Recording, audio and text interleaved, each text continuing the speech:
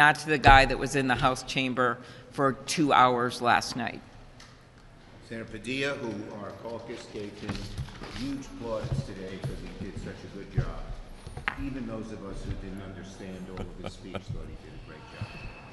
Thank you. Well, I'll give away the secret. My response to the State of the Union was not too unlike Governor Spanberger. We focused on some of the same themes, and before I get to those, let me just say, going into the State of the Union, a lot of people asked, including many of you yesterday, what we were expecting.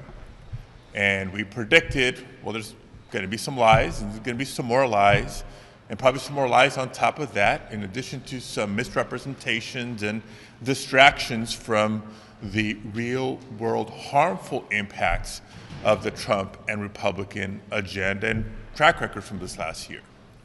And unfortunately, we were right. Lies after misrepresentations for the 1 hour and 47 minutes.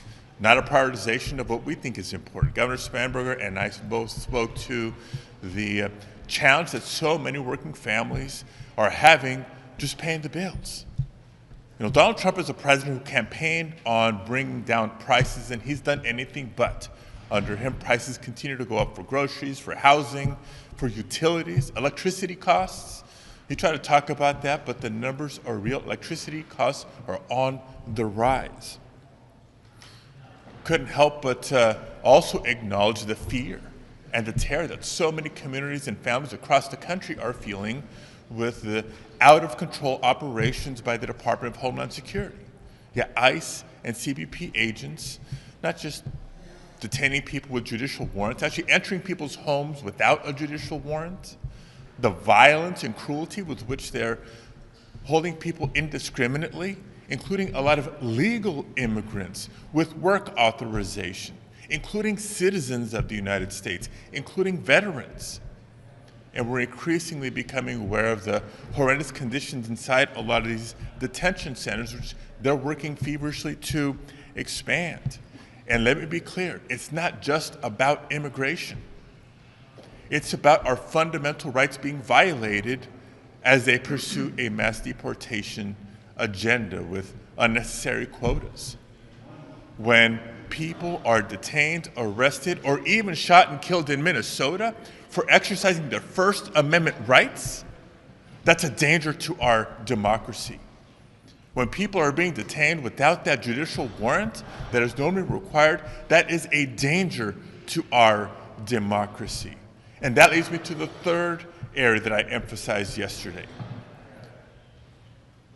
Elections. Trump said it loudly and clearly. He wants to take over elections in America. Gee, I wonder why. He's still not over the fact that he lost the 2020 election.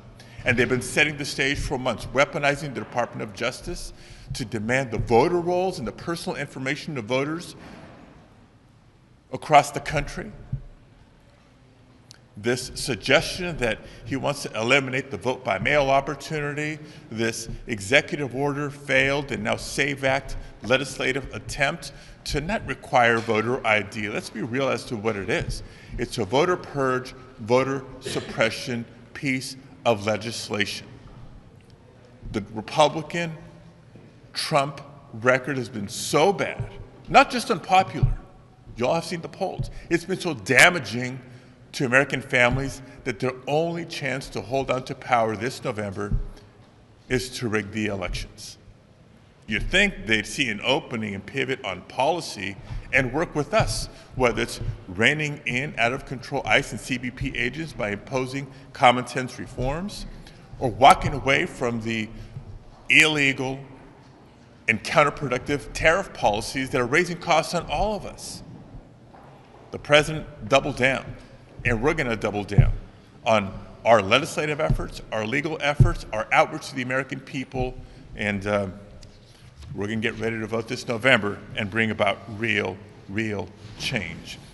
In closing, I just want to emphasize that theme of elections. From here, I'm excusing myself to a spotlight hearing that we're having, Democrats on the Rules Committee, shedding light on what is happening with these threats and what it means not just for us in Congress, but for state and local officials. We have with us the Attorney General of California, Rob Bonta.